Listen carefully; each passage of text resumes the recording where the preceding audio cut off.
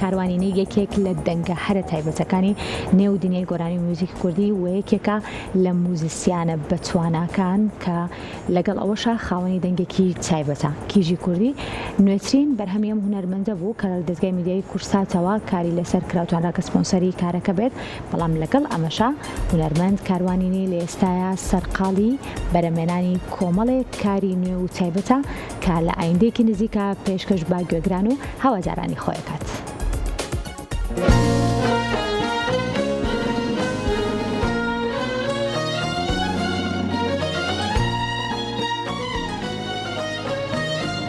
دوای ئەوەی لە ماوەی ڕابردوودا کەناڵی کورسات میوزیک ڤیدیۆی کیژی کوردی بۆ هونەرمەند کاروانینەی بەرهەم هێنا، لە ئێستادا و هونەرمەندە سەرقاڵی بەرەمێنانی چەند کارێکی نوێیە. لە میانی سەردانێکی تیمی هونەری کورسات بۆ لای هونەرمەند کاروانینەی باسی لە پشتگیری هەمیشەی کورسات کرد بۆ هونەر و هونەرمەندان و هاوکات باسی لە نوێترین کار و پرۆژە هونەریەکانی خۆشی کرد کە لە ئایندەیەکی نزیکدا کاریان لەسەر دەکات و بڵاویشیانەکاتەوە.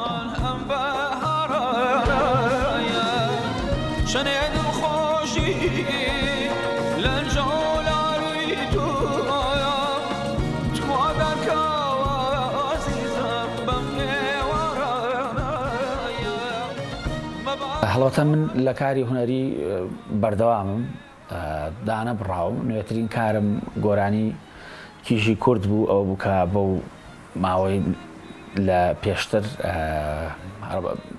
کارێکی نوێ بوو کە بۆ شاشە جوانەکەی کورساتم کرد و هەم شاشەی کورسات وێنەگرتنی کارەکەیان لە ئەستۆگرت. بەڕاستی من هەمیشە پشتگیری من بۆ کورسات و بەردەوامم ئێستاش چەند کارێکی نوێم لە بەردەستە. دوو گۆرانی نوێم ئامادەیە، ئیشاڵا بەتەمە هەم لە ئایندا ئەو دوو گۆرانیش کلیپ بکەم. ئەو هاوکاری لە نێوان هونەرمەندانە شتێکی زۆر جوانە بەڕاستی کە لە پێشتر زۆر بەردەوامی هەبوو. ئێستا تۆزێک کەمتر هونەرمەندەکان بۆ نمونە میلۆدیەک دروستەکەن ویان بە هاوڕێیەکی هونەرمەندیان.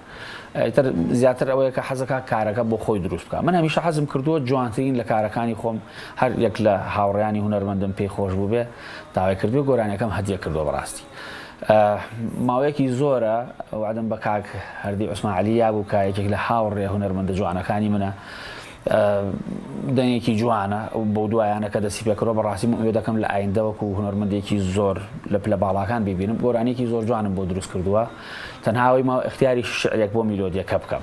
ڕاستە من هەندێک جار میلۆدی لەسەر شعردانێ و هەندێک جاریش بەبێ ئەوەی کە شعرێکم لە بەردەست بێ لەسەر هۆنراوەیەک کە دای ئەنێم و هۆنراوەیەک ئەبڕین بە باڵای میلۆدیەکەیە.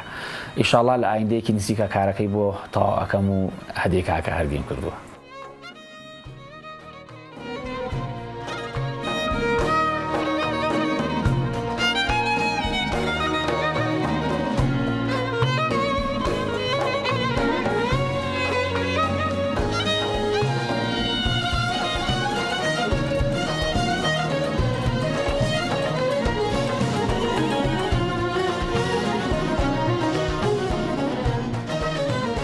ئەو دوو بەرهەمە نوێم کە سەرقاڵم پێوەی هۆنراوەی بەرهەمەکان یەکیشەنهی کاک دیار هەڵەبجەییە کە یەکێکە لە شاعیرە زۆر باشەکان بەڕاستی، و گۆرانی دۆمیان هۆنراوەکەی هی کاک محەممەد پاکژە، ئەویش یەکێکە لە شاعیرە زۆر خۆشەویستە عەزیزەکان لە لای من. بەڕاستی هەمیشە شعری گۆرانی بۆ گۆرانی ئەنووسم، چونکە هەموو شعرێک بەڕاستی لای من شعری گۆرانی نییە.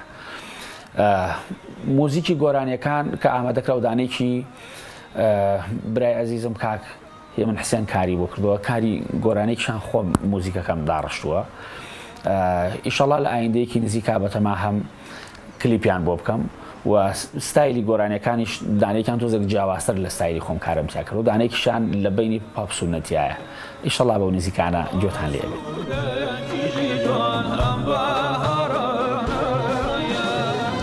شەیەک و خۆشی لەنجەو